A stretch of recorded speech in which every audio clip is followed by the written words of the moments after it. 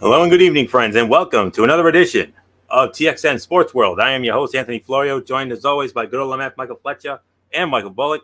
Let's not waste any time, gentlemen. Let's dive right on in. We got a loaded show here tonight. Started off with the USFL championship game. The Pittsburgh Maulers tried to play their game to stay with the Stallions in the USFL championship, but in the end, the defending champs were too much. In a game where the Maulers made it a point of emphasis to control the clock, the Stallions' ability to put up points in bunches sunk the game plan. Pittsburgh held on to the ball for 33 minutes and 12 seconds, but Alex McGuff's four touchdown passes, three of them to Deion Kane, led Birmingham to a 28-12 victory. It was a nearly perfect game for McGuff, the USFL MVP, after he was similarly dominant in the South Division Championship game the week before. In this showdown, McGuff went 18 of 25 for 243 yards, 4 touchdowns, no interceptions. The final nail in the coffin came in the fourth quarter. Maulers coach Ray Horton went for it on fourth down from his 40-yard line with 7.5 left and his team trailing by 9. Troy Williams' pass fell harmlessly at the feet of Bailey Gaither. The Stallions almost nearly immediately converted the turnover on down and a point on the ensuing drive. The Maulers' defense made a few big plays in the game, from a fourth down stop on the Stallions' first possession to a fumble recovery on a 3rd and goal that would have resulted in a touchdown return had there not been an illegal handoff.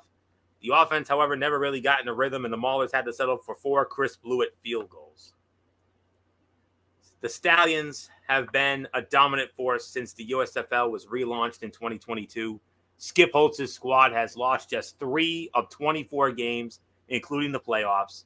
Holtz and McGuff sent that message home at the end when, instead of lining up in victory formation, McGuff ripped off a huge run before the Stallions finally knelt on the ball.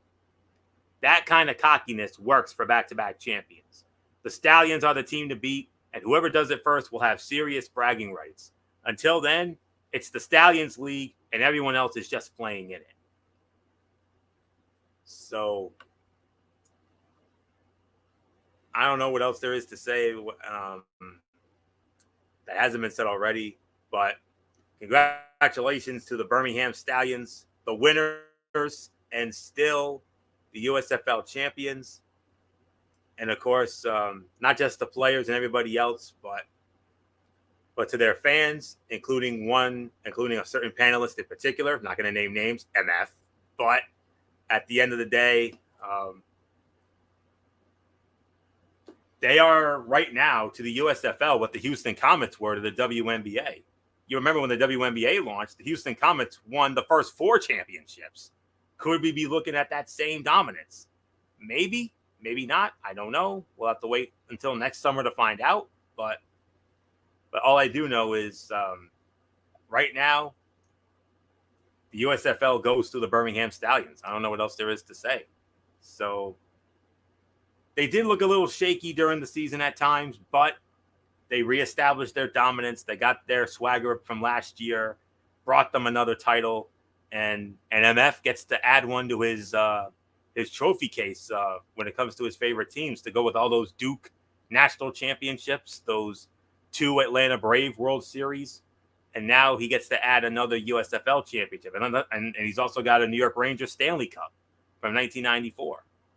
So, and of course the Michigan Wolverines when they won that share of the national championship in 1997 with Nebraska. So all I can say is congratulations to the Birmingham Stallions. Hell of a job. Enjoy it. You deserve it. And there isn't much more for me left for me to say, except let's bring them on in. Good old MF Michael Fletcher. Another one for your trophy case, my man. Yeah, your Birmingham Stallions, the winners, and still USFL champions. How you doing? I'm feeling pretty good.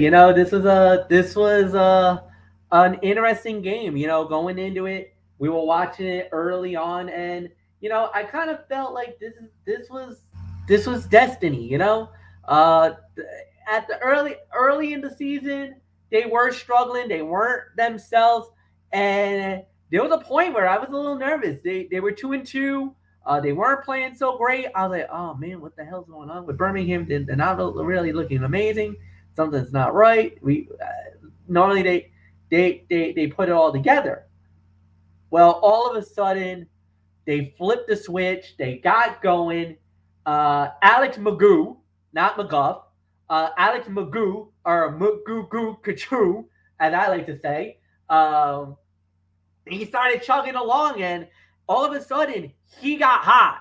The defense started to tighten up a little bit. And all of a sudden, I started noticing that team from a year ago starting to rub on this year's team. And I'm like, oh, all right, here we go. We're back. And sure enough, they started making that run. They started dominating the league.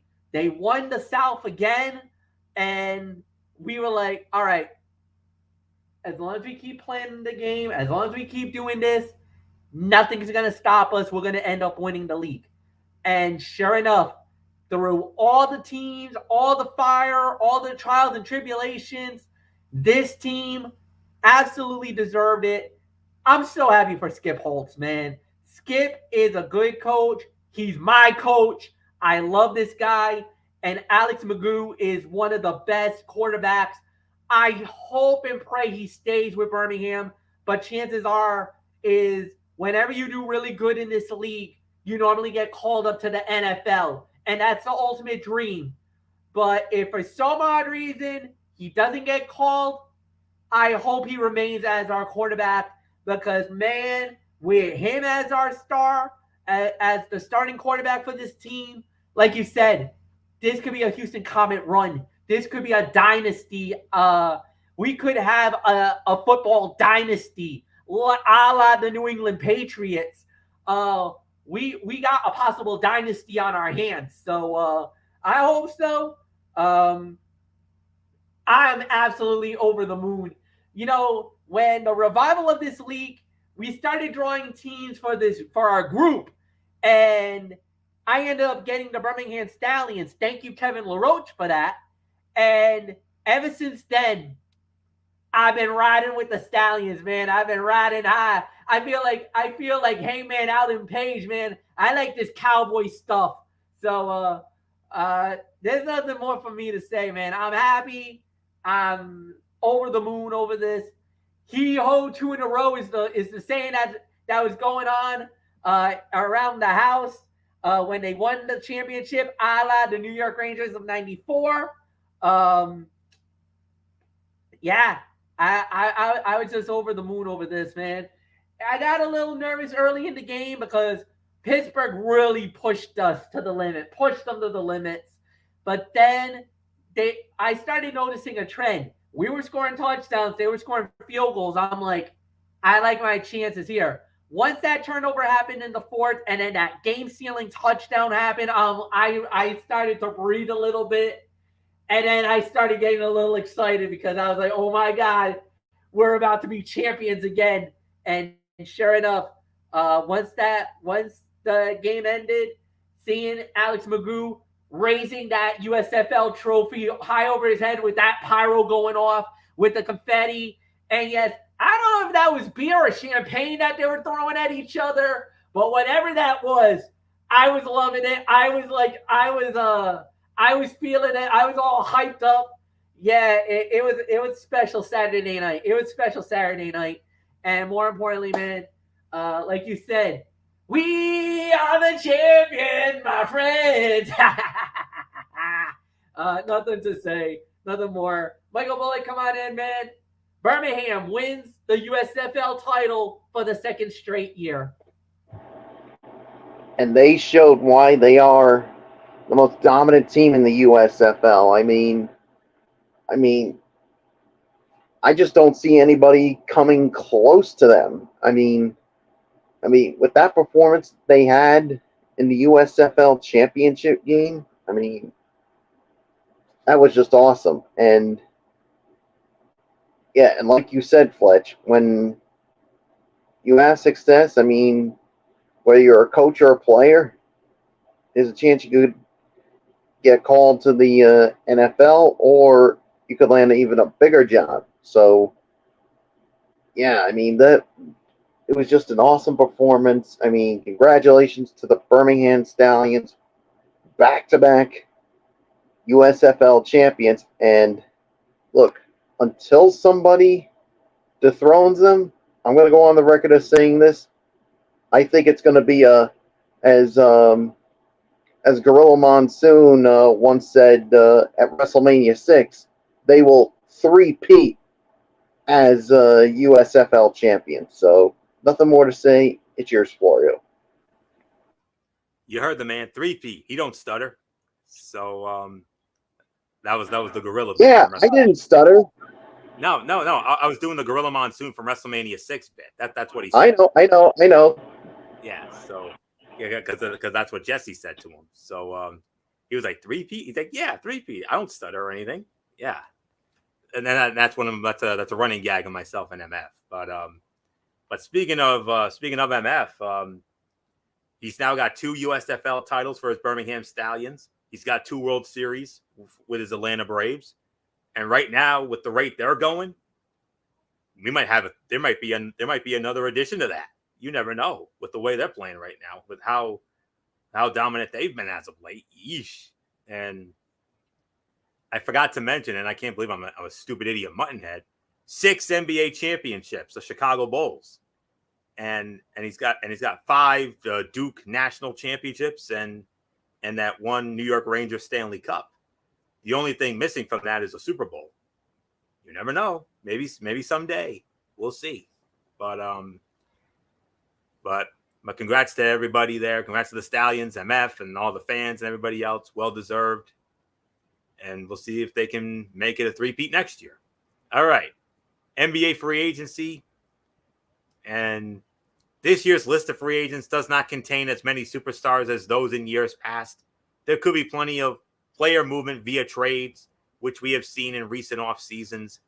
Among the big names who were free agents was Toronto Raptors point guard Fred VanVleet, who agreed to a 3-year, $130 million deal with the Houston Rockets, and point guard Kyrie Irving re-signed with the Dallas Mavericks on a 3-year, $126 million deal.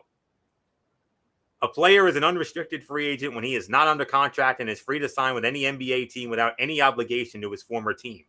A restricted free agent is still under control by his current team, but he is not on the roster and is free to seek offers from other teams. However, before an RFA can accept an offer from another team, his current team must have the opportunity to at least match that offer to retain him. If his current team matches that offer, then that player must remain with his current team. So with all that being said, I mean, those were so far the big moves that that I see here on my notes. But some notable moves. In fact, a notable move last night in a 3-team deal. The Dallas Mavericks have agreed to sign forward Grant Williams to a 4-year, $53 million sign-and-trade agreement, sources told ESPN's Adrian Wojnarowski.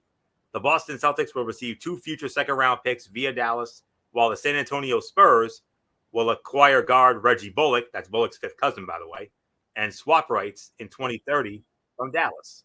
So that was the big story, the most notable big story. Sixers want to keep James Harden, but because Daryl Morey has a long history, but those are the big ones right now. Those were the big bombs so far, unless I'm missing anything. So good old MF Michael Fletcher, come on in. NBA free agency has gotten underway. You heard the big moves. Fred VanVleet going to Houston. Kyrie Irving staying in Dallas. And Bullock loses another key Celtic. I mean, first he loses Marcus Smart to Memphis, and now he's lost Grant Williams to Dallas. So those are two of the big contributors from that 2022 finals run. So with that, MF, let's get your thoughts on the free agency moves in the NBA thus far.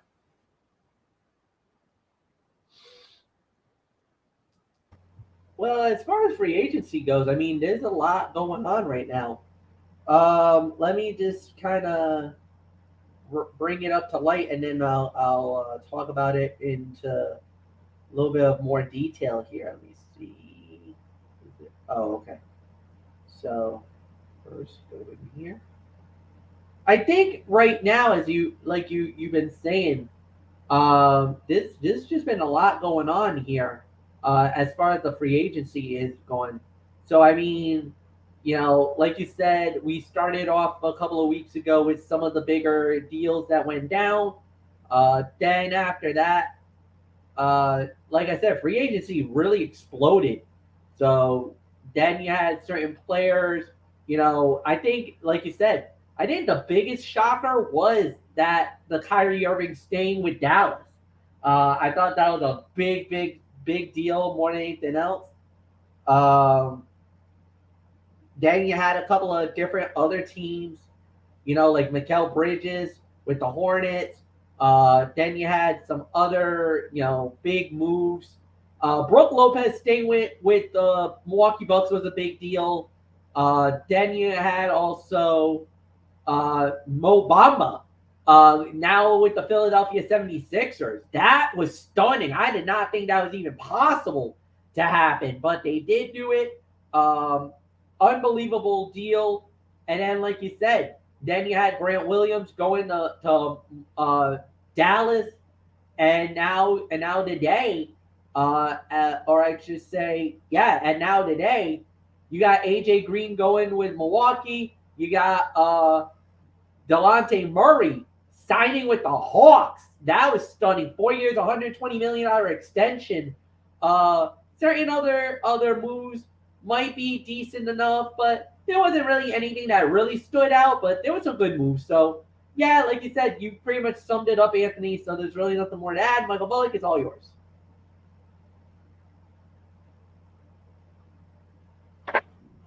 Yeah, like you said, with the free agency, and the trades that we have seen so far, like you said, Kyrie Irving basically staying with the Dallas Mavericks, and now he's getting help, of course, with the trade of in getting Grant Williams from the Celtics. Yeah, another piece lost to the Celtics after losing Marcus Smart in a trade with the Memphis Grizzlies, and yeah, Brooke Lopez, like you said, staying with the uh, with the Milwaukee Bucks here, and there's still a lot of things that we gotta find out. Of course, well, is James Harden gonna be staying? Is uh is Jalen Brown gonna sign the supermax deal? I mean, there's a lot of questions still have yet to be answered, but we still got plenty of off season to be. To go around.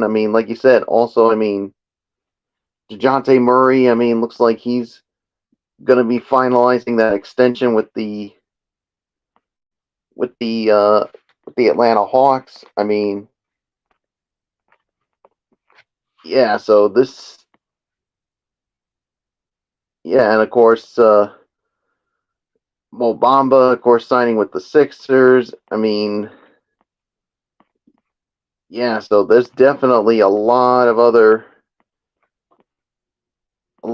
things that I'm going to be interested to see. Okay, who's going to be. Yeah, who else is going to sign in free agency? Who's going to get traded? So a lot still to be determined and plays on. So it is yours, Florio. Yes, indeed. And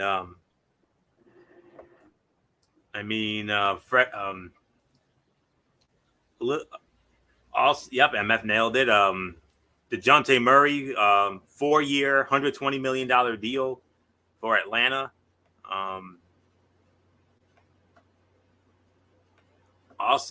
Also, yep, we talked about Mo Bamba going with Philly. Now, as far as the James Harden situation, they would love to keep him. Daryl Morey, their president, he's got a long history with James Harden, and certainly if there's a way as the summer goes on, try to convince him that they can still make this work together. that he has a chance to compete for a championship with the Sixers. But at the same time, the team's trade conversations are ongoing, a process that could last throughout the summer. An old friend of MF's, Mason Plumlee, agreed to a 1-year, $5 million deal to return to the LA Clippers. Free agent Torrey Craig agreeing on a 2-year deal with the Chicago Bulls. And Tyrese Maxey, a deal for Sixers guard Tyrese Maxey will not happen despite the fact that the franchise won't extend Maxey's contract. The other thing the Sixers are wanting to be known is that they are not going to trade Tyrese Maxey. They have made this clear to various people over the recent days. Will we see Damian Lillard in Miami? The issue is Tyler Hero. That's the centerpiece of the trade. It's clear that the Blazers are not interested in Tyler. Maybe not so much the player, but the 4-year, $120 million deal. He's starting right now. And you have Pat Riley and Andy Ellisberg in Miami trying to figure out how can we turn what we have, including Tyler Hero, into some sort of 3 or 4 team trade that can satisfy Portland. Other notables, Cody Zeller agreed to a 1-year, $3.1 million deal with the New Orleans Pelicans. Eric Gordon, 2-year, $6 million deal with the Phoenix Suns. And Oklahoma City Thunder acquiring guard Patty Mills from the Brooklyn Nets. Jordan Clarkson staying with Utah, 3-year, $55 million deal there. Domantas Sabonis agreed to a contract renegotiation and extension for a total of $217 million over 5 years with Sacramento. That deal includes $195 million in new money, as the All-NBA big man's contract for next season will be renegotiated and 4 seasons will be added. Other notables that I see here, Russell Westbrook staying with the LA Clippers, 2-year deal worth nearly $8 million.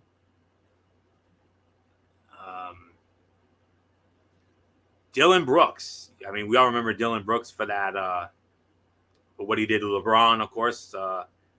4-year, $80 million deal. He's going to Houston for a 4-year, $80 million deal. From there, Austin Reeves staying with the LA Lakers. He was one of the breakout stars for the Lakers this past season. It's going to start at $12.4 million next season and include an 8% raise each season, netting out to $56 million over 4 years. Obi Toppin. The New York Knicks are finalizing a trade with the Indiana Pacers to send Obi Toppin to Indiana in exchange for 2 future second-round picks. The deal cannot be finalized until Tuesday.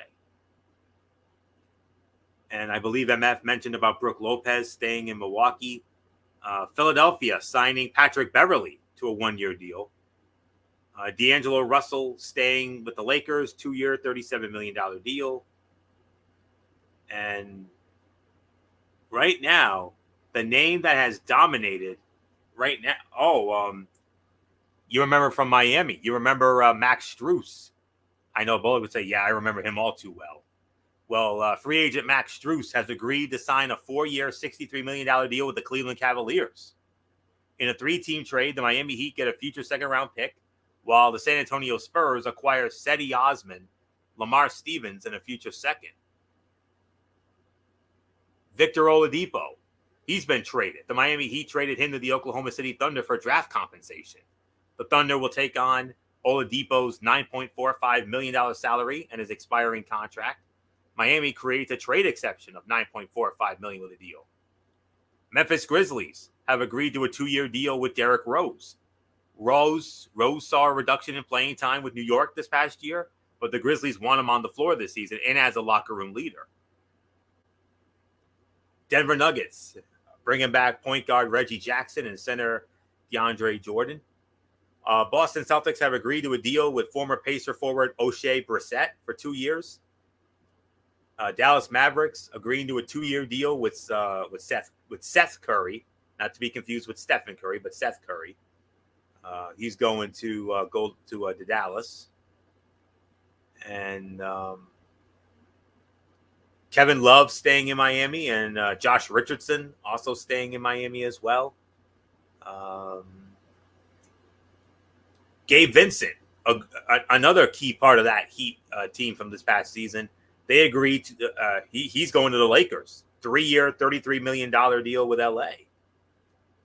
And Chris Middleton has agreed on a new 3-year, $102 million deal with a player option to stay with Milwaukee. And I think we pretty much covered everything else that there was to cover here. So, MF, you mentioned about, I remember when we talked about the Denver Nuggets winning the NBA championship, about Bruce Brown. You said how key of a role player he was on that championship team. Well, he gone. He has agreed to a 2-year, $45 million deal with the Indiana Pacers. So there's one key cog from that championship team. Kobe White staying with Chicago, 3-year, $40 million deal. Kyle Kuzma, 4-year, $102 million deal to stay in Washington. Draymond Green, 4-year, $100 million contract with a player option in the final season, staying with Golden State. And I think that is just about it. But the one name that we are most certain, well, two names. The two names that need to be kept an eye on are Damian Lillard and James Harden. Those are the two big names. Actually, I see another one here, according to my tracker here. Brooklyn Nets traded forward Joe Harris and 2 second-round picks in 2027 and 2029 to the Detroit Pistons. That deal created a $19.9 million traded player exception for Brooklyn. And I think I've covered just about everything else here. So, but those are definitely the big moves of NBA free agency as of right now. If anything else comes up, we will certainly mention it on future shows. So we go from one league's free agency to another, and that is the NHL. And a lot of deals have gone down in the NHL. This offseason might seem a little compressed with the draft going down back on June 28th and 29th. But the start of free agency was back to its usual date of July 1st after a late start last year. And going, of course, some notable moves so far. I mean, when it comes to both of our teams, Michael Bullock's Boston Bruins, and Bullock, as I started off with you here, when it comes to the NHL free agency so far, you got an old friend coming back to Boston, Milan Lucic, coming back to Boston. I'm sure you got to be excited about that. Yeah, I mean, boy, that's something to see Milan Lucic back when with the Boston Bruins, and yeah, I mean, he was definitely excited about rejoining the Boston Bruins. Of course, reuniting with another guy. Oh, well, let's just say a couple guys from that 2011 team that won the Stanley Cup: Patrice Bergeron and Brad Marchand. Yeah, and of course, unfortunately, we did lose some guys. Obviously, with Taylor Hall here. I mean, and some other key guys. I mean, Tyler Bertuzzi. I mean, he's basically gone. They signed James Van Riemsdyk. Yeah, and of course, I mean, take a look at some of these other. But yeah, I mean, this was definitely an interesting free agency period so far, and yeah. So all I could say is, I mean, Florio, as I pass it along to you, this has been a really crazy free agency so far up to this point, and not just with my team, but your team as well, the New York Rangers. Oh yeah, MF and I are very happy about some of the moves that have been made so far. But notable moves. By the way, Yeah. you know the guy Adam Jones from WEEI? Yes, sir. Guess what he gave the Bruins free agency grade so far? I'm guessing he probably dumped on it because that's how they typically are. Yeah, he gave him an F.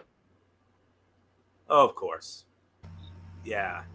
I mean, look, now the way I'm going to preface this. Let's be realistic. It's not earth-shattering moves. Milan Lucic is a 1-year deal for $1 million.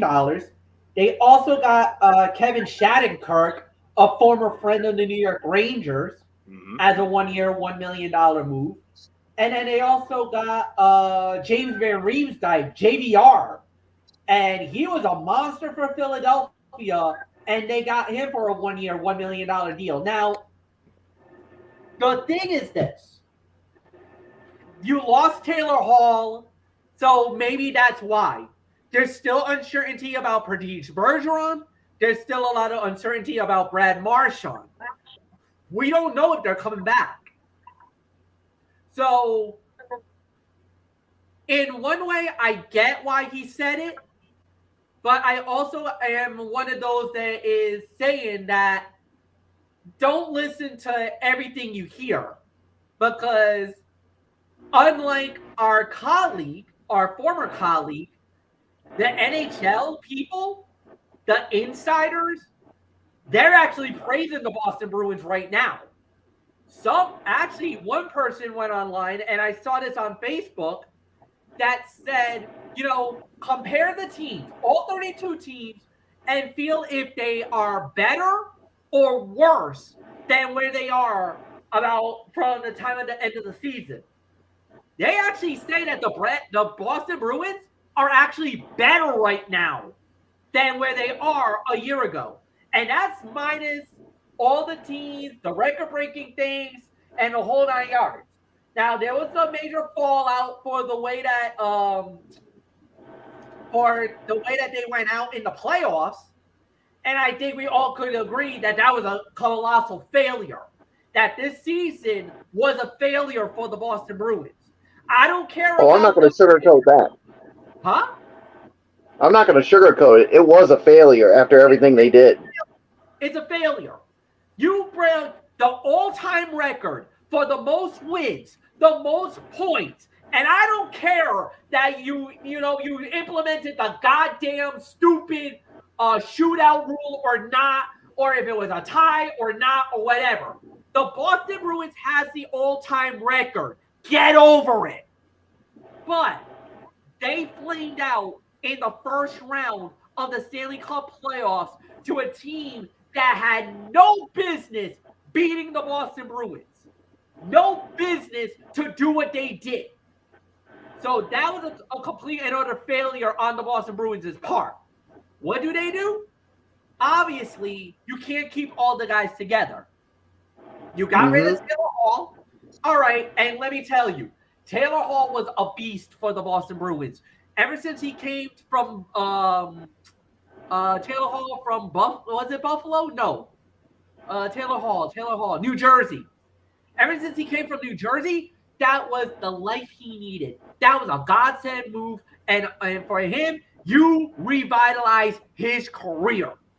You gave him another career, another opportunity, because he busted out in New Jersey, didn't deliver the goods that he was supposed to have gotten when he came in as a rookie, and then he goes to Boston and had one of the best years of his career.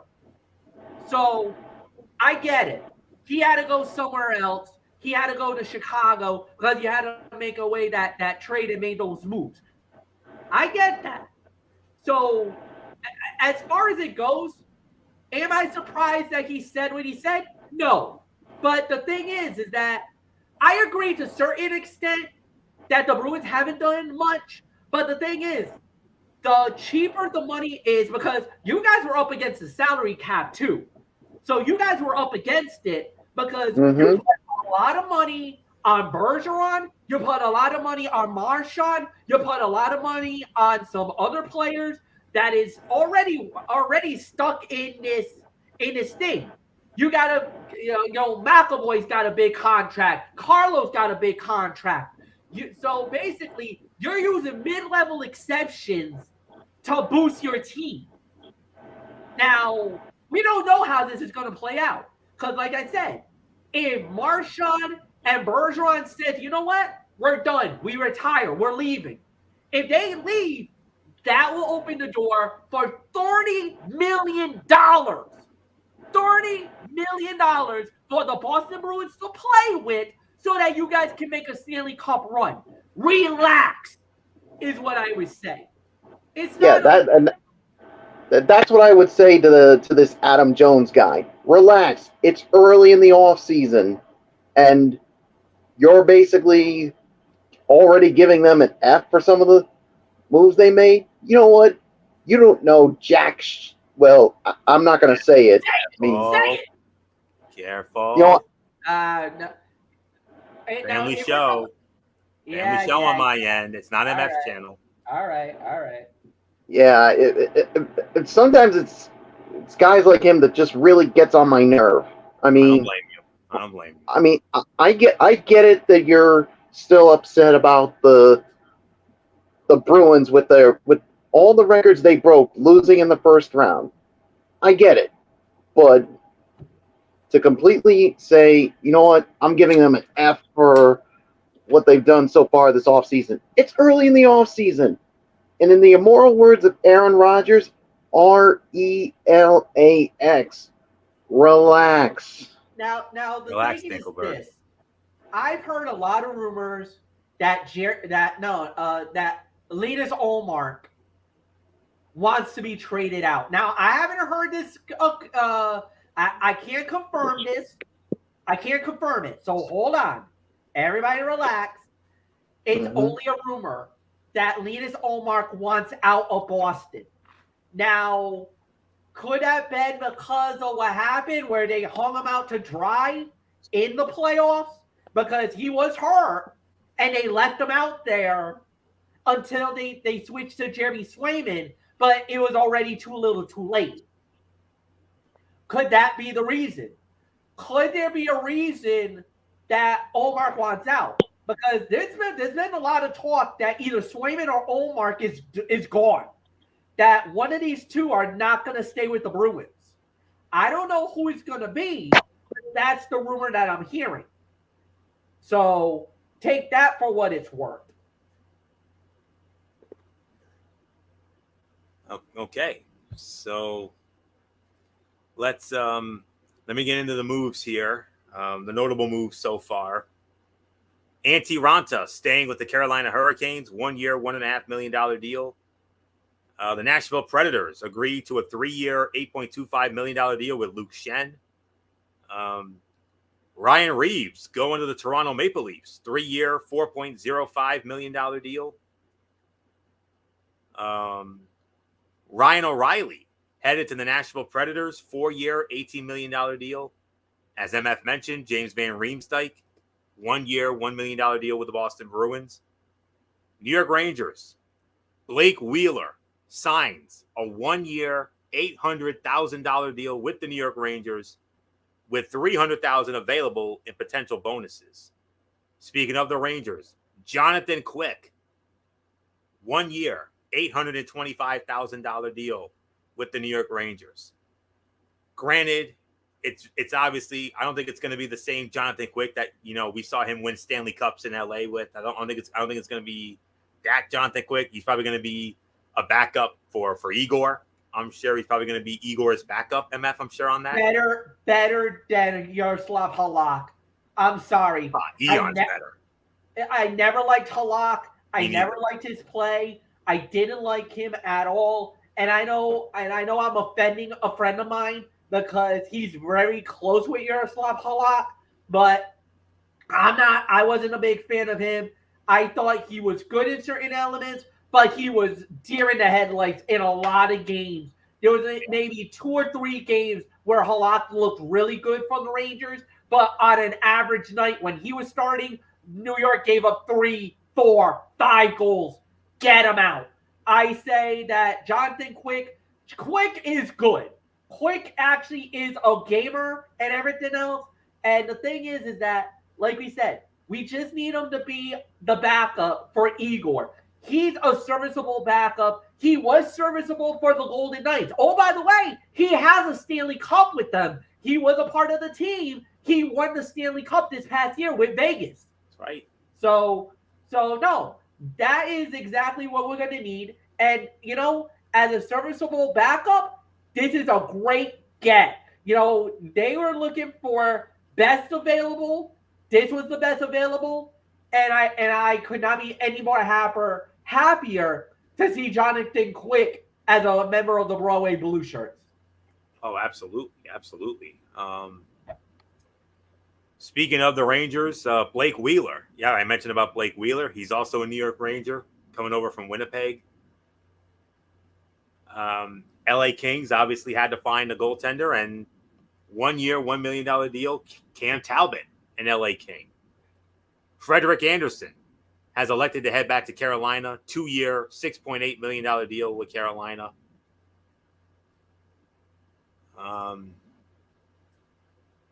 Trying to find some other notable names here. Of course, Milan Lucic going back to Boston, 1 year, $1 million deal, as MF mentioned.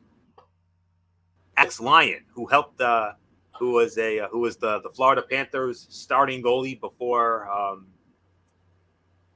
he was replaced. He's going to the Detroit Red Wings, 2 year, $1.8 million deal there. Following a post-trade glow-up with Boston to close out last season, Dmitry Orlov, 2 year, $15.5 million deal with the Carolina Hurricanes. After missing much of last season because of Achilles tendon injuries, Max Pacioretty, 1 year, $2 million deal with the Washington Capitals, with another $2 million available in bonuses. MF mentioned Kevin Shattenkirk headed to Boston, 1 year deal with them. Tampa Bay Lightning signing two-time Stanley Cup champion Connor Sheary, 3 year, $6 million deal. You remember Connor Sheary was a part of those Pittsburgh Penguin teams that won the Stanley Cup in 16 and 17. Following a buyout of his contract by the Predators this week, Matt Duchene, 1 year, $3 million deal with the Dallas Stars. Nick Bonino, also signing with the New York Rangers, 1 year, $800,000 deal. That was a good deal. I like Nick Bonino. I like him better here than he was because he was a thorn in the side of us when especially when we were playing with Pittsburgh. Oh, this guy used to give me nightmares. I hated him. Hated Nick Bonino. So glad that he's with the Rangers now. Absolutely. Winnipeg Jets signing goaltender Laurent Brossoit to a 1 year, $1.75 million deal. And they also signed Vladislav Nemesnikov, 2 year, $4 million deal. Tampa Bay Lightning losing one of their key cogs. The Anaheim Ducks signing Alex Killorn, 4 year, $25 million deal. So Alex Killorn now an Anaheim Duck. Tristan Jarry staying with Pittsburgh, 5 year, $26.875 million deal. Checking some other notable names here. For the New York Islanders, Ilya Sorokin staying, 8 year, $66 million extension with them.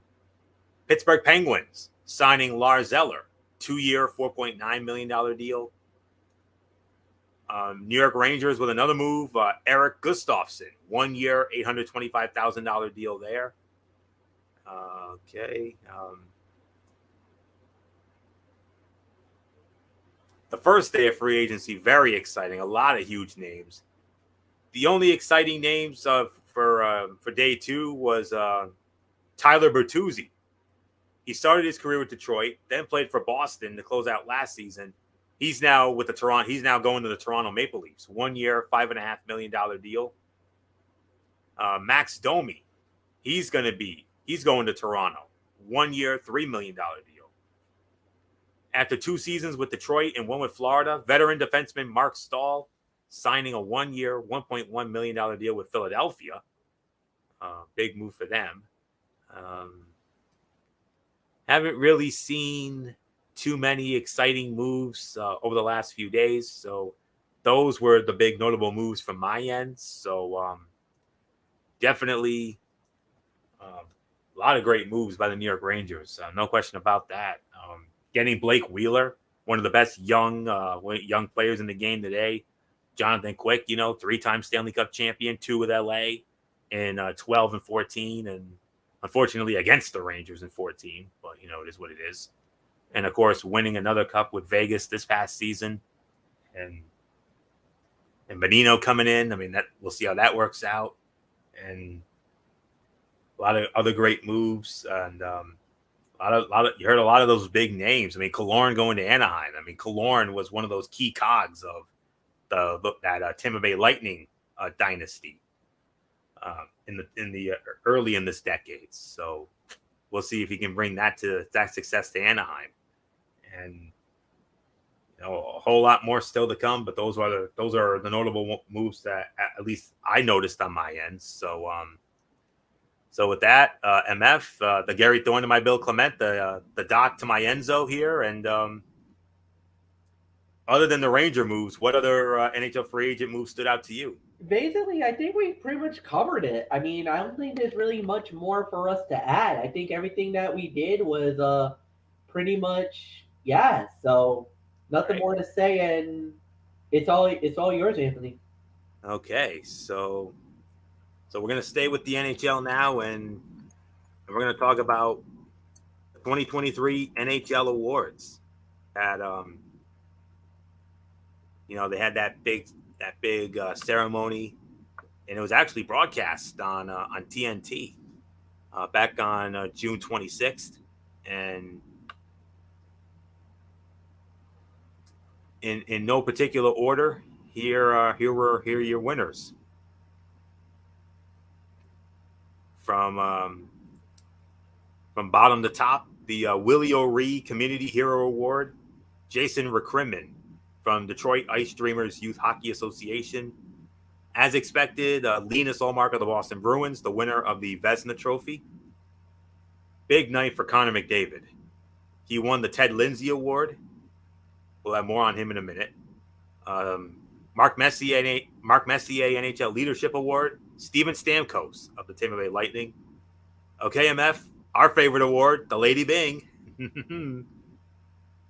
Anze Kopitar of the LA Kings gets the honor. King Clancy Memorial Trophy, Mikael Backlund of the Calgary Flames. The Norris Trophy for the best defenseman, that went to Erik Karlsson of the San Jose Sharks. No big surprise here. Jack Adams Award, Coach of the Year. Bullock, it was your guy, Jim Montgomery of the Boston Bruins. No big surprise after all the records. Connor McDavid, MVP. He won the Hart. He won the most valuable of them all. The Hart Memorial Trophy, the league's most valuable player. Wow, what a surprise! Yeah, who did not see that coming? Frank J. Selke Trophy, the best defensive forward. Another honor for your Bruins, Bullock. Patrice Bergeron, the winner of that. The E.J. McGuire Award of Excellence went to Connor Bedard of the Regina Pats of the WHL. Calder Memorial Trophy, that's the Rookie of the Year. Matty Beniers of the Seattle Kraken. And the Bill Masterton Memorial Trophy, Chris Letang of the Pittsburgh Penguins. And a lot has been made about his speech. I mean, he gave a great speech. I mean, I know I've read a lot of comments on social media that absolutely loved Chris Letang's acceptance speech of that Masterton Awards. So yeah, they pretty much went. All these awards pretty much went the way I expected them. I'm not at all surprised about Montgomery winning the Adams Award after all the records the Boston Bruins had.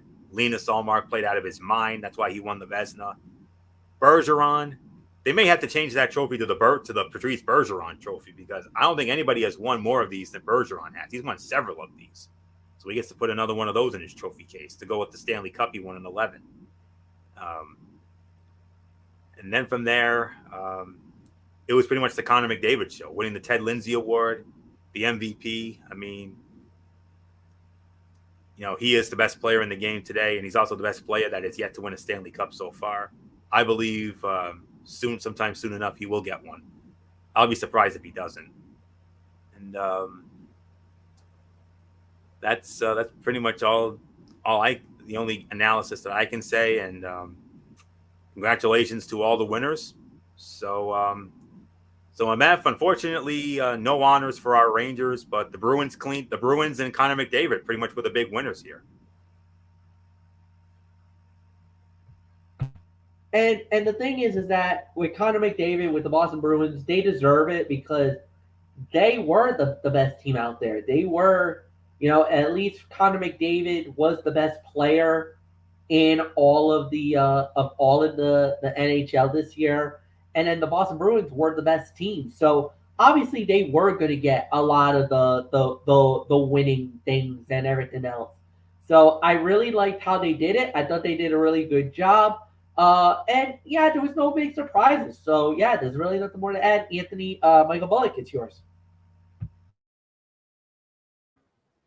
Big night for your Bruins there, Bullock.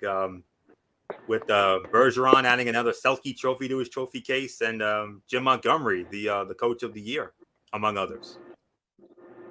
Yeah, like you said, I mean, it was a big night, of course, when it comes to the on the Bruins side. Like you said, Patrice Bergeron winning another Selke winning another Selke award, and of course Jim Montgomery, of course, winning the Coach of the Year award. I mean, for what he did for the Boston Bruins this season. I mean, of course, Linus Olmark, of course, winning the Vezina Trophy.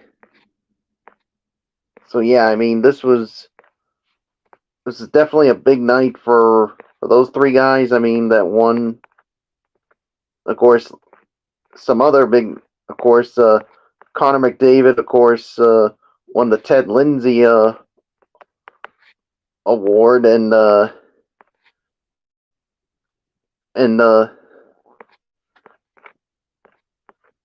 yeah, Steven Stamkos won the Mark Messier Leadership Award, and yeah, and all I can say is basically just congratulations to all the winners of the NHL awards, and so yeah, I mean, there's really nothing more to say on this. So it's yours, Florio. And one more hockey story, another exciting hockey story. The 2023-2024 NHL schedule released. Here we go, gentlemen. The National Hockey League announced back on June 27th the regular season schedule, which will open up on Tuesday night, October 10th, with a triple header broadcast exclusively on ESPN, highlighted by the Vegas Golden Knights raising their first ever Stanley Cup championship banner into the rafters of T-Mobile Arena before they face off against the Seattle Kraken at 10:30 that night. The other two games, you ask? How about the Nashville Predators against the Tampa Bay Lightning at 5:30 and the Chicago Blackhawks visiting the Pittsburgh Penguins at 8 o'clock? The following night, Wednesday, October the 11th, will feature TNT's season debut with a doubleheader featuring the Chicago Blackhawks visiting Michael Bullock's Boston Bruins at 7:30 and the Los Angeles Kings hosting the Colorado Avalanche at 10 p.m. Eastern. Wednesday, October 11th, will also have all 7 Canadian teams in action and includes the Montreal Canadiens at the Toronto Maple Leafs, the Ottawa Senators at the Carolina Hurricanes, the Winnipeg Jets at the Calgary Flames, and the Edmonton Oilers at the Vancouver Canucks. All 4 games will be broadcast on Sportsnet. The 1,312 game regular season schedule, 82 games per team, will conclude on April 18th. I'll set up the notable dates and then we'll get our thoughts in. Sunday, October 29th, the 2023 Tim Hortons NHL Heritage Classic will feature the Edmonton Oilers and the Calgary Flames outdoors at Commonwealth Stadium in Edmonton, which is the home of the CFL's Edmonton Elks. The game will celebrate the 20th anniversary of the first NHL regular season outdoor game. 4 teams will participate in the 2023 NHL Global Series. Sweden and play regular season games in Stockholm, Sweden. The Detroit Red Wings, Minnesota Wild, Ottawa Senators, and Toronto Maple Leafs are set to face off in a slate of 4 regular season games to take place November 16 to 19 at Avicii Arena. These games will mark the 13th, 14th, 15th, and 16th games played in Stockholm, which has hosted more NHL regular season games than any other city outside of North America. Stanley Cup Final rematch. There will be 2 of them. The first one will take place on December 23rd when the Florida Panthers host the Vegas Golden Knights at FLA Live Arena in Sunrise, Florida. And Florida at Vegas at T-Mobile Arena, that will take place just about a week or so later on January the 4th. New Year's Day, MF, you and I know this very well, the Winter Classic, the Discover NHL Winter Classic, will showcase the Stanley Cup champion Vegas Golden Knights and the Seattle Kraken at the home of MLB's Seattle Mariners, T-Mobile Park, formerly Safeco Field. The game continues the tradition the league established in 2008 of hosting a regular season outdoor game at the onset of the new year. Saturday, January 20th will mark Scotiabank Hockey Day in Canada and will feature all 7 Canadian teams in action. The league's regular season schedule will pause from February 1 to 4 when the world's top players gather in Toronto for the NHL All-Star Weekend at Scotiabank Arena, which will include my favorite event, the All-Star Skills Competition presented by DraftKings, and the 2024 Honda and in the U.S. and Rogers in Canada NHL All-Star Game. The 2024 Navy Federal Credit Union NHL Stadium Series will take place February 17th to the 18th at MetLife Stadium in East Rutherford, New Jersey, the home of the NFL's Jets and Giants. And the event will feature 4 teams, the Philadelphia Flyers, New Jersey Devils, New York Rangers, and New York Islanders, in 2 NHL regular season outdoor games. On Saturday, February 17th, the New Jersey Devils will host the Philadelphia Flyers. And the next day, February 18th, the Sunday, the New York Rangers will face off against the New York Islanders. The regular season will conclude on Thursday, April 18th. ESPN, Turner Sports, Sportsnet, and TVA Sports are the NHL's national broadcast partners for the 2023-24 season and will provide comprehensive coverage throughout the season. Get all that? So, all right, Michael Bullock is calling it a night, so hopefully we'll have him back with us Saturday night for the Cerebral Smack Talk over on MF's channel. We'll have more on that in a little bit, but MF and I will take you the rest of the way. So MF, you heard all those notable NHL schedule dates.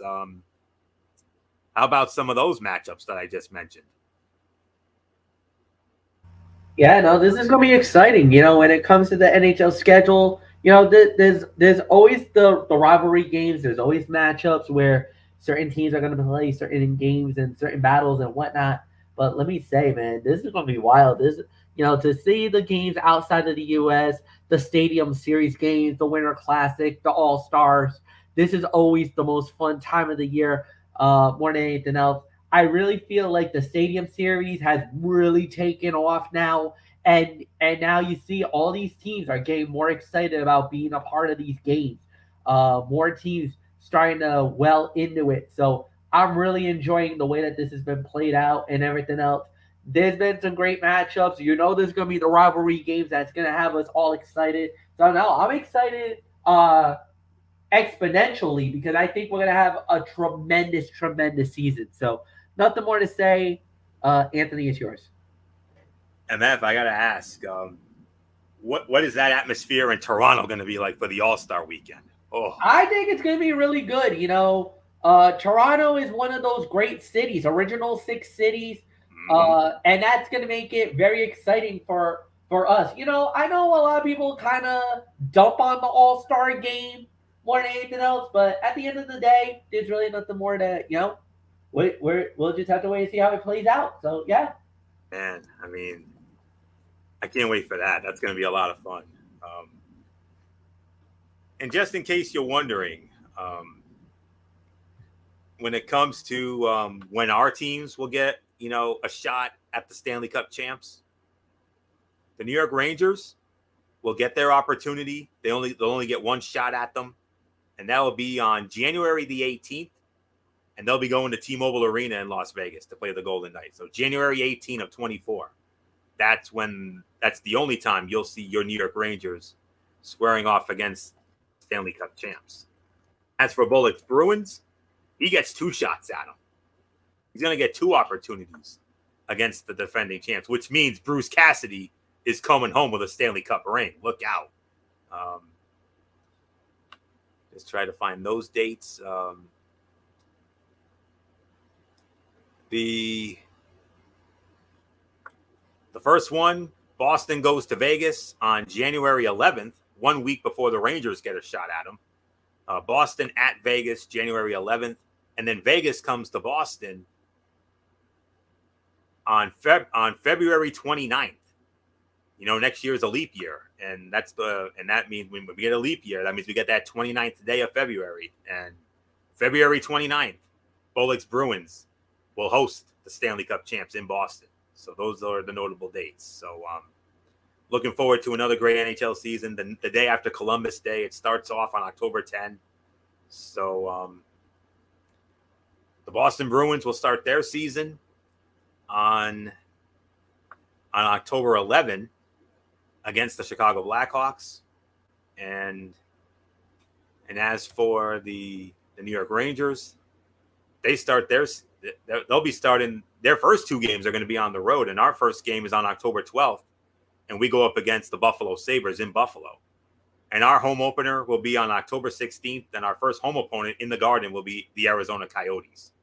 A couple notable things there. So that is the NHL schedule. We look forward. If you want to, go to NHL.com, go to your respective teams' websites, look up your team schedule. I sent the Bruins schedule to Bullock. I sent the Rangers schedule to MF. So cannot wait to do it all again in 3 months' time. So that's that.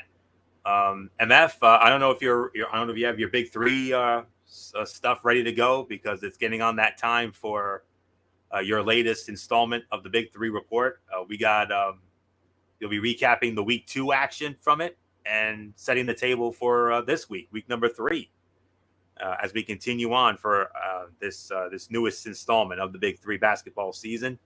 So we are waiting for MF to be ready with that, and as soon as he's ready to go, MF front and center, Big 3, week 2, and I'm hoping that Three's Company got on the board, got in the win column rather. All right. Hold on, folks. So, like we said, Big 3, we're back. We're at it again, and here we go, y'all. So they talk about changing the game. Exactly, that's exactly what it was, changing the game. Week number 2, and my goodness, we were going wild here, y'all. So week 2 of the Big 3. Let me see if I can get the scores quickly before we get going. Yeah, all right. So week 2, we were in Dallas. Hello, Dallas. We were definitely there. American Airlines Center. And here we go. We started off with the Killer Threes versus the aforementioned Threes Company, Anthony. Unfortunately for you, my friend, it's 0-2. Yep, 51-44 final score. The Threes, Killer Threes takes down Threes Company. Hey, it was a good game though, but it just wasn't enough scoring at the end. But the thing was, Killer Threes jumped out to an early lead, 25-17 after a half, but then they just poured it on just enough to get the job done to win it. Even though Michael Beasley had a double-double, 17 points and 11 rebounds, Hollis Thompson had 13 points, and Mario Chalmers had 10 points. It was Delonte Green dominating the game, 19 points. Dominique Johnson had 12 points, and Frank Sessions had 10 points in the win for the Killer Threes. Next up on the docket, right after that, was Tri-State. They are 2-0 as they took down Power 52-32. It wasn't even close. After the first quarter, which was 27-23, Tri-State ended on a 25-9 run to beat down Power. Tri-State, head coach by Dr. J. Julius Irving, Already, people are calling possibly the favorites to win it all. And why not? When you got Jason Richardson leading all scorers, game of the week, 29 points in the game. Deshaun Stevenson had 18 points. And what really did it for Power? No players in double figures. Katigo Mobley only had 8 points, and he was the high man of the team. Absolute throttling that went down. It was a massacre in Dallas. Third game was the Enemies versus the Ball Hogs. Game of the day and game of the week. Enemies winning the game 51-49. Yes, there was a few screaming Michael Fletcher moments in this game. I don't even know how I survived. That was the third game, and I don't know how my voice held up for the remaining 3 after that. As it relates to the game, Jody Meeks and Leandro Barboza were the high men, 18 points and 15 points respectively. Jordan Crawford had an incredible game, 22 points. Isaiah Austin had 14 points, and Elijah Stewart had 13 points in the winning effort. Then we had triplets going up against the reigning champion Trilogy. These were the two teams that's won the past 3 years. Of course, Trilogy back-to-back championship. Triplets were the champions before, and it was triplets knocking off Trilogy. 50-42 was the final score. And you know what? There's nothing more to say. ISO Joe. Well, actually, no. Jeremy Pargo, the high man, and the highest score of the entire week, 31 points for Jeremy Pargo. Then you had Isaiah Briscoe and Earl Clark, 17 and 14 respectively. Yeah, they tried to hold down ISO Joe, but Pargo went off. And Lisa Leslie, the lovely Lisa Leslie, getting a win as the head coach of the triplet, getting the win and winning this one. Then the next game we had was Three-Headed Monsters versus Bivouac. Three-Headed Monsters winning the game 51-39. Of course, Three-Headed Monsters led by their high man, which was Kevin Murphy with 18 points. Rashad Lewis had 17 points. And Reggie Evans had 12 points, a double-double. 2 guys in double-double figures. Corey Brewer had 17 points in the losing effort. And then you had the Ghost Ballers versus Aliens. Ghost Ballers wins it 51-43. Ghost Ballers 2-0 in the league, as it was Chris Johnson with 17 points. And Jonathan Simmons had 16 points, all in a winning effort. Jonas Timma, the high man with 21 points for the Aliens in a losing effort. Week 3 of the Big 3. We're at the Barclays in Brooklyn, New York City. So here we go. As this is all going to be going down on Sunday. Of course, first 2 games exclusively on CBS.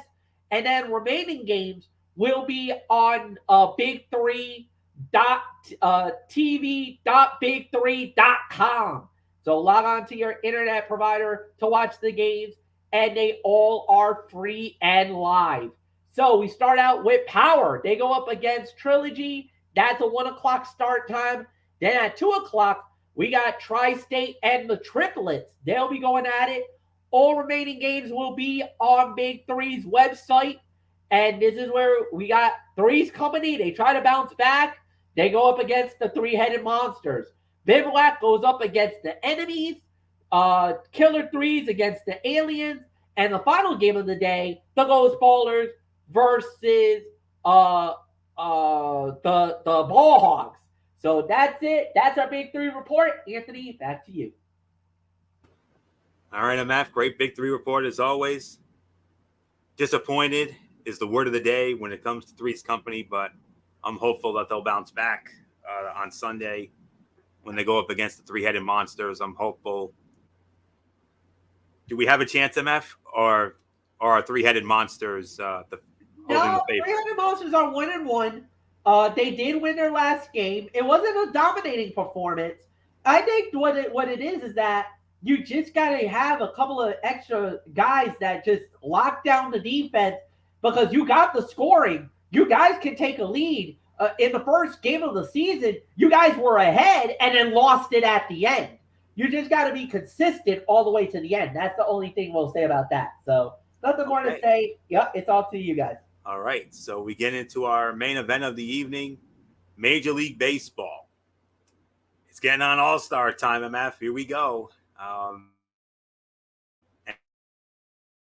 we will see the festivities will start this Monday night with the annual Home Run Derby. Of course, the Home Run Derby and the All-Star Game will be emanating live from T-Mobile Park, formerly Safeco, the home of the Seattle Mariners. And the Home Run Derby seeds were determined by each player's season home run total through July 4th. For contestants with the same number of home runs, the tiebreaker was the most home runs hit since June 15th. So here are the participants. Number 1 seed, Luis Robert Jr. from the Chicago White Sox. And he will be squaring off against the number 8 seed, Adley Rutschman of the Baltimore Orioles. Number 2 seed, and perhaps maybe the odds-on favorite, Pete Alonso of the New York Mets.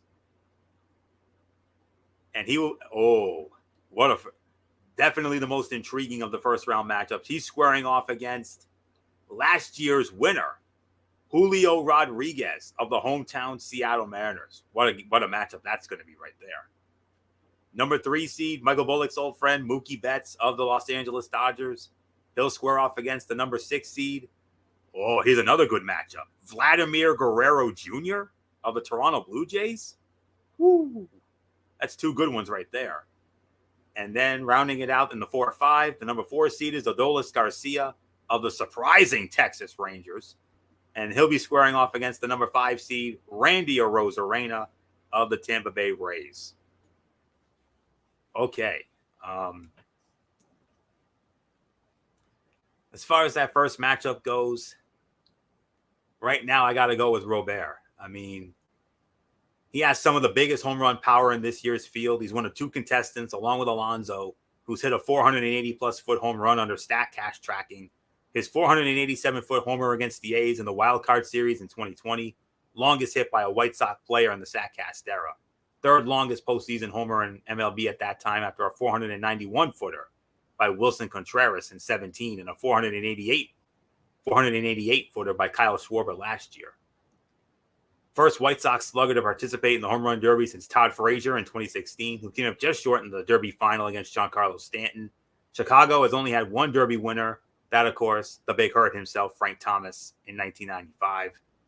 So I like Robert to knock off Rutschman, even though Rutschman,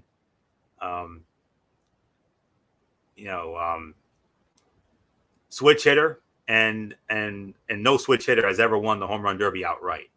Ruben Sierra did, however, share the Derby crown with Eric Davis in 1989. And aside from that, Lance Berkman is the only other one to make the finals in 2004. Second straight Derby with a switch hitter in the field, Jose Ramirez, took part last year but was eliminated in round 1 by Juan Soto. And no catcher has ever won a Home Run Derby. They don't participate very often. Recent examples, Salvador Perez in 21, Gary Sanchez in 17, Joe Mauer in 09, and Ivan Pudge Rodriguez in 05. Pete Alonso, Home Run Derby superstar, 2-time champion, winning back-to-back derbies in 19 and 21 because there was no derby in 20 because of COVID. It took a monster 31-homer round from Rodriguez to eliminate Pete Alonso from the Home Run Derby, and now they're set up for a must-watch first-round rematch. Ken Griffey Jr., the only player ever to win 3 Home Run Derbies, 94, 98, and 99. Alonso fittingly could become the second in Seattle. Polar Bear Pete, all-time leading Home Run Derby slugger, pulling away from the pack. In 3 derbies, he has hit a total of 174 home runs. Number 1 in the history of the contest. Albert Pujols second with 106 homers across 5 derbies. And he won tracked by StatCast of any derby contestant this year. In 19, a 489-foot home run edges out Robert's 487-footer for distance. and his 118.3 mile an hour home run on April 11th of 19 beats a 117.9 mile an hour homer by Vlad Jr. for exit velocity. Rodriguez, he put on a show last year. He won it all. Well, actually, no, he did not win the final. I apologize. He lost to Juan Soto. The 81 home runs he hit in last year's Derby, second most ever in a single Derby, behind Vlad Jr.'s 91 and 19. He'll also be the hometown favorite. The Seattle Star gets to slug homers in his own ballpark. Only 3 players have ever won a home run derby in their home park. Bryce Harper in Washington in 2019, Todd Frazier in Cincinnati in 2015, and the legendary Ryne Sandberg at Wrigley Field with the Cubs in 90. He would be Seattle's second player to win a home run derby after, of course, Ken Griffey Jr. And J-Rod has the longest home run this season of any of the home run derby participants. Hit a 454-foot shot in May in Seattle. Second longest home run ever hit at T-Mobile Park. A foot behind, won by teammate Jared Kelenic a few weeks later. Mookie Betts going up against Vlad Jr. That's a tough one to call. That one can go either way. An LA Dodger has never won a home run derby. Could Mookie Betts be the first? The closest was Jock Peterson in 2015. But he lost to Todd Frazier in Cincinnati. He's been an all-star the last 7 years, but this will be his home run derby debut, coming at the right time for the Dodgers star, who's on pace for his first career 40 home run season. Vlad Jr. entering his second derby, even though he came up just short when he lost to Pete Alonso. One of the greatest home run derby displays of all time. A then 20-year-old Guerrero set records for the most home runs in a single round with 40 to beat Jock Peterson in a triple swing-off in round 2, and most home runs in a single derby with 91. If Vlad Jr. wins it this year, he and his father, Vladimir the Terrible, according to MF, would become the first father-son duo to win home run derbies. Vlad Sr. won it in 2007 as a member of the LA Angels, defeating Alex Rios in the final. And Guerrero's ripping the ball this year. He's the AL leader in hard hit balls with 152 hit, 95 mile an hour or harder, and it's well ahead of any other contestant. Betts and Rodriguez next with 126. That one literally can go either way. And Garcia and Arozarena. Garcia entering the contest for the first time. He'll be the third Ranger representative in the last 3 derbies after Corey Seager last year and Joey Gallo in 21. You'll have to go back exactly 30 years to find the Texas Rangers' only home run derby champion. Well, the last home run derby champion, the great Juan Gonzalez, won the home run derby in 93 in Baltimore. Sierra, with his shared crown in 89, is the team's other derby winner. Many Latin American stars have shined at the derby, including last year's winner, Juan Soto, who hails from the Dominican Republic. But there's been only one Cuban champion, and that's Yoenis Cespedes, who won back-to-back derbies in 2013 and 14. Garcia could be the second. Arozarena, third race player to take part in the home run derby, first since Carlos Pena in 2009. The first was Evan Longoria in 2008. But both Pena and Longoria were eliminated in round 1, so Arozarena could be Tampa Bay's first winner. He's well on his way to a career year from a home run hitting standpoint. He's on pace for around 30 homers, and his previous career high is 20 in each of the last 2 seasons. And Arozarena Garcia will be a Cuba-Cuba matchup. So while either one of them could become the second Cuban player to win a derby, only one can make it past the first round and get a shot at the finals. So as far as everything else is concerned, looking at the matchups, I'm going with Robert over Rutschman. I'm going with it's going to be tough. That Alonso Rodriguez, that's the one that you got to watch for. But based on past experience, I got to go with Alonso in that one. Betts and Vlad, I think Vlad can win that one, but I wouldn't be surprised if Mookie wins it. And then Garcia against Arozarena. I got to take a chance on Garcia there. So, and as far as who I think is going to win it, I still have this feeling about Pete Alonso, because Pete Alonso is the man at this event, and he has dominated this event. And I got to go with the hot hand. I got to go with Pete Alonso of the New York Mets to win the home run derby. And if he doesn't, well, I wouldn't.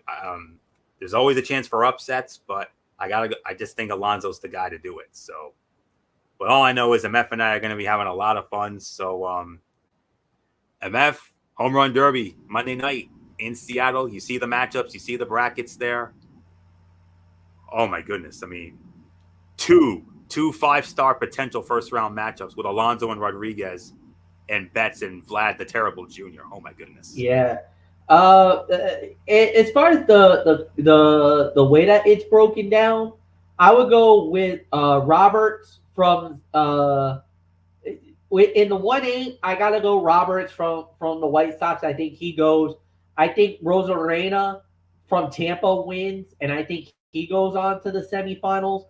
Yeah, this bottom half this is where it gets tough because you don't know. I think it'll be Vladdy Jr. I gotta go with Rodriguez. I gotta go with J-Rod. I don't know why. I feel like J-Rod, I think because he's at home. Yes, I know Pete Alonso probably is the favorite here, but I kind of gotta go with the guy at home. I think he, and especially after J-Rod doing it a year ago, I think he's gonna win it. So I got him winning. Semifinal, I got Rosarena going to the final. I got J-Rod making it to the final as well. I think he takes out Vladdy the Terrible Jr. And then once you get to the final, I kind of have to go with J-Rod. I think it's gonna be the home. I think the home cooking is gonna be enough because I think the last time we had a hometown winner was, I think it was Bryce Harper when he won it in Washington. Yep. When he won it in Washington. I think it's gonna happen again. I think J-Rod wins it in his hometown in Seattle. I got Julio Rodriguez winning the home run derby. Okay, so with that, we move on to the final order of business this evening. The main Major League Baseball All-Star Game that will go down this Tuesday night. Coverage starts at 7 p.m. Eastern on Fox with Joe Davis, John Smoltz and company. And they were revealed during the All-Star Selection Show on ESPN. Let's get the nasty business out of the way, which is the replacements. Unfortunately, the AL has been decimated with injuries. Good news for UMF, only one replacement on the National League side. So we got several here on the American League side.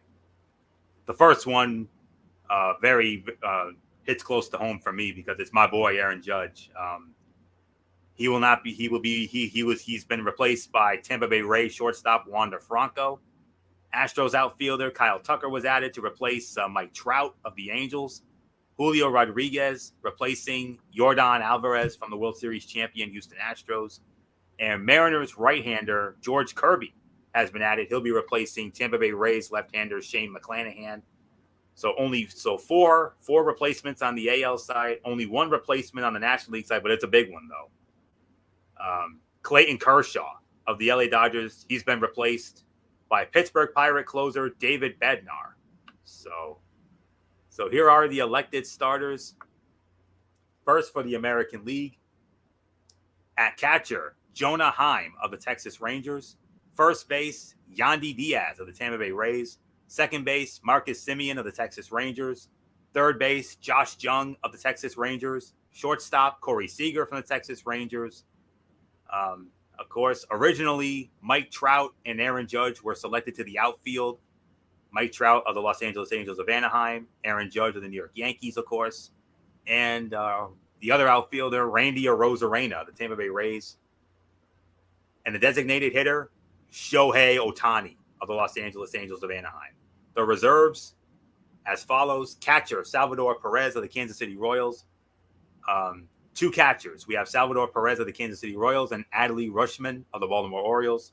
Infielders, Vladimir Guerrero Jr., Whit Merrifield, and Bo Bichette, all of the Toronto Blue Jays. Jose Ramirez of the Cleveland Guardians, and Wander Franco from the Tampa Bay Rays. Outfielders, you have Luis Robert Jr. of the Chicago White Sox, Austin Hayes of the Baltimore Orioles. Of course, Yordan Alvarez of the champion Astros was named. Adolis Garcia from the Texas Rangers. Kyle Tucker from the World Series champion Houston Astros. Julio Rodriguez of the Seattle Mariners. And a reserve designated hitter, Brent Rooker of the Oakland Athletics.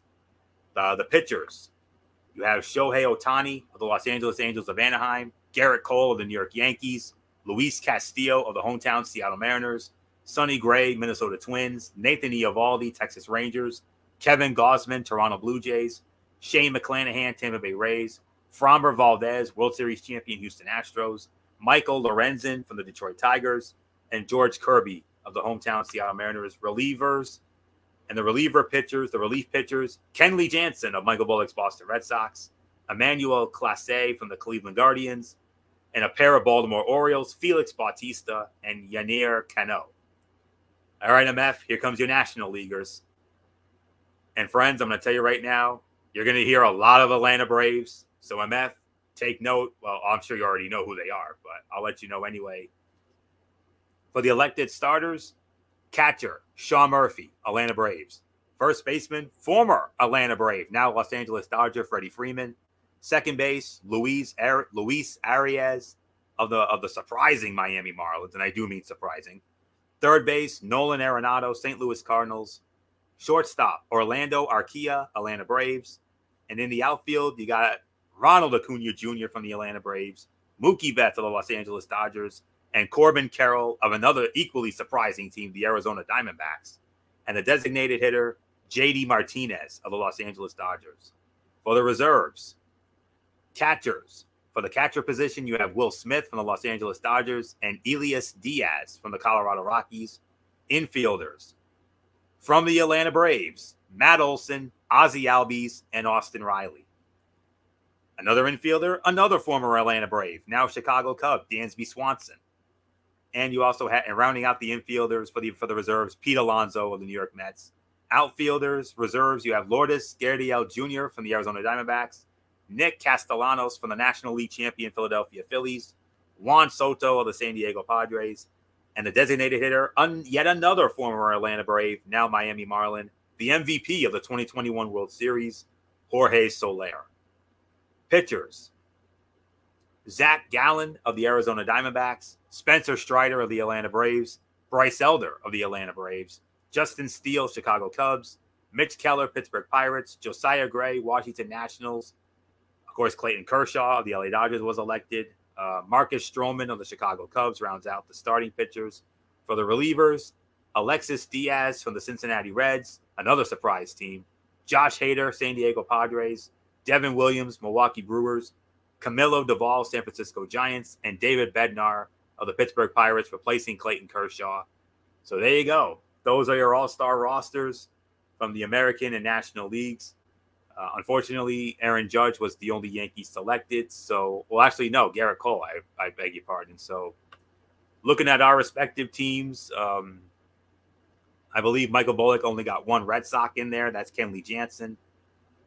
I only had two Yankees. Well, really one. Aaron Judge still injured, of course, and Garrett Cole was the other. So, only two Yankees. According to my calculations, 3, 4, 5, 6, 7, 8 Atlanta Braves. Wow. Atlanta. And rightfully so. The highest, them and I believe the Texas Rangers had the highest amount of players representing out of each of the leagues. And rightly so. And rightfully so. Especially with what the Texas Rangers have been doing. Unbelievable. Oh, yeah. Another one of the big surprises. I mean, we've had a lot of surprises in the first half this season. The St. Louis Cardinals, for instance. The St. Louis Cardinals. Ugh. I don't know what is going on with them. That is uncardinal. Yankees are not what they're cracked up to be right now. The Mets have struck. The Mets. Biggest disappointment. Whoa. Horrible season for them. St. Louis having a horrible season. The Dodgers are actually outside looking in on the playoffs right now. They're crazy. They're not there. They're in the hunt, but they're not there. So Arizona. And look at Arizona, another big surprise. You got Zona. Texas. What about what is going on in Cincinnati? Dude, I'm gonna tell you this. You know what? I heard a lot of good things about Cincinnati. When Atlanta played Cincinnati, that 3-game set was absolutely the best series of the Major League Baseball season. That first game alone. Many experts the first game of that series alone, many experts went on the record to call it the game of the year in MLB at this point so far. Yeah. Rightly so. Because Atlanta jumped out early. We jumped out to, I think, a 3 or 4-0 lead. They came right back on us and got back. And then it went back and forth. They had a lead. Atlanta came back. Atlanta had a lead. Cincinnati came back. It was a fight between the end. It got to the 8th inning. Cincinnati finally took the lead, got up to I think a 3 or 4 run lead. Atlanta got back in the top of the ninth, got it down to a 1-run game, and then Cincinnati finally put Atlanta away, 11-10, as their closer was able to nail down the save to win the game. Then the next day, here we go again, Braves and Cincinnati duking it out, and on that day, Atlanta won the game, and then on the Sunday game, Atlanta jumped out early, got, I think, a 3-0 lead. Cincinnati closed the gap again. Atlanta got out to a 5-2 lead.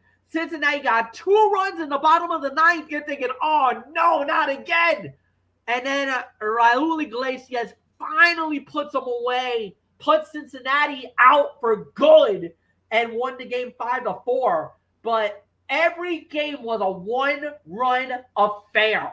Every game was 1 run deciding between each game.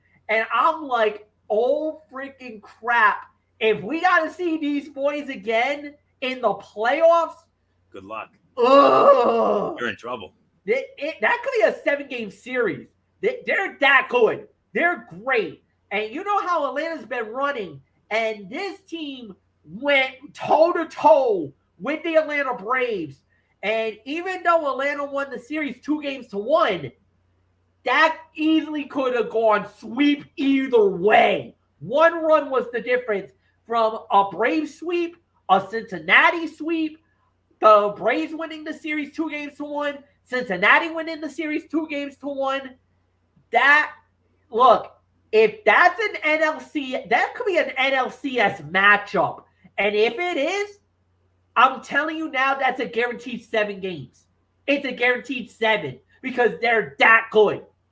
They're that good. Holy crap! Oh yeah, if it is indeed that series, we're doing it. We're doing that series. We're jumping on it. Yeah.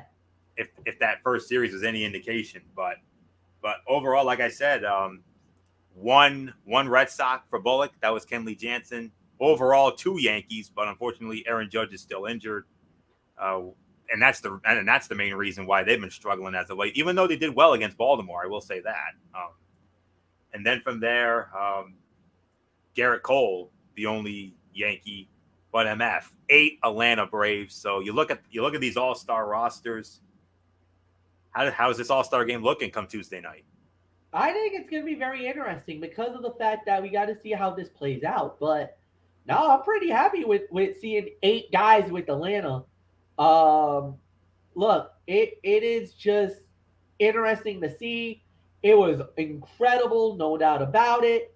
Look, I gotta wait and see how it plays out, but I'm hoping that the NL finally figures it out and wins it because right now, yeah, that's right. As you know. Yeah, the American League's been dominating this all-star game in the last few years. There's only been 1 year where they actually finally won it, and that was after the AL won 9-10 in a row at one point, and then the NL finally stopped the bleeding, and then the AL went on another run. So they've been dominating this Midsummer Classic for the last few years, but with all the injuries going down with the AL, this is a prime opportunity for the National League to win the All-Star game this year.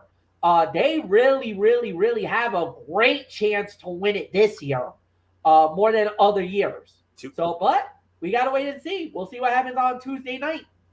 Yep, and before we wrap it up, the all-time history when it comes to this, American League leads it 47-43 with 2 ties. Yes, there were 2 ties, including that infamous tie in 2002. But that really triggered a lot of fans back then. And the other tie, if you're wondering, 1961 at Fenway Park in Boston. How about that? So that was a 1-1 tie. So 2002, that was a 7-7 tie in Milwaukee. So, but if you're wondering, the National League's last All-Star win was 2012, and that gave them 3. That was when the NL was on a 3-year winning streak. They won it in 2010 in Anaheim. They won in 2011 in Arizona, and 2012 in Kansas City. 2000 and since 2013, the American League has won the All-Star game every single year, including a 3-2 win in LA at Dodger Stadium last year. So when it comes to Seattle's only hosted the All-Star game 2 other times. So first was 1979 at the old Kingdome in Seattle. National League won 7-6. And the other game was in 2001. American League won 4-1 at Safeco Field, which is where this game will be played. So can the AL win it yet again? 1, 2, 3, 4, 5, 6. AL has won 9 consecutive All-Star games. NL looks to snap the streak. So NL, if the NL wins, it'll be their first since 2012. If the AL wins, it would give the American League 10 consecutive All-Star game wins. Unreal. So that all goes down Tuesday night. And with that, that will put the bow on this very loaded and long edition of TXN Sports World. We want to thank you all so very much for tuning in and hanging with us throughout. We very much appreciate it as always. Best fans in the world, of course. And with that, we'll be back Saturday night at 10:30 over on MF's channel, Brace Fan 95, for another edition of the Saturday Night Cerebral Smack Talk. Friday Night SmackDown from the world's most famous arena, Madison Square Garden, MF special here. I mean, your show in an arena that we both hold it near and dear to our hearts, but I know it has a lot more meaning to you, especially, and especially for your show. Oh my goodness. I mean, Grayson Waller effect with Edge as the special guest. You got AJ Styles against Karrion Kross, Sheamus and Austin Theory for the U.S. title, and Roman Reigns is going on trial, the tribal court with the Usos. If it's anything like that last tribal court with Sammy at Raw is 30, look out. That's all I'm going to say. We'll get into all that, and of course, AEW Collision. That'll be on Saturday night. And then Monday night, we do it all again, Ridiculously Raw. Our review of Monday Night Raw as we continue on the road to SummerSlam. Monday Night Raw will be in Buffalo. Let's go Buffalo. You know what I mean by that. And in a special Tony's Take, I will have a preview. I will set the table for one of Impact Wrestling's biggest events of the year, Slammiversary. I will have the card for you on Monday night. And then Wednesday, we got Wednesday Night Madness hosted by MF, as we will have NXT and AEW Dynamite as always. And then next week here on TXN Sports World, we will have our recaps of the Major League Baseball Home Run Derby, recap of the Major League Baseball All-Star Game,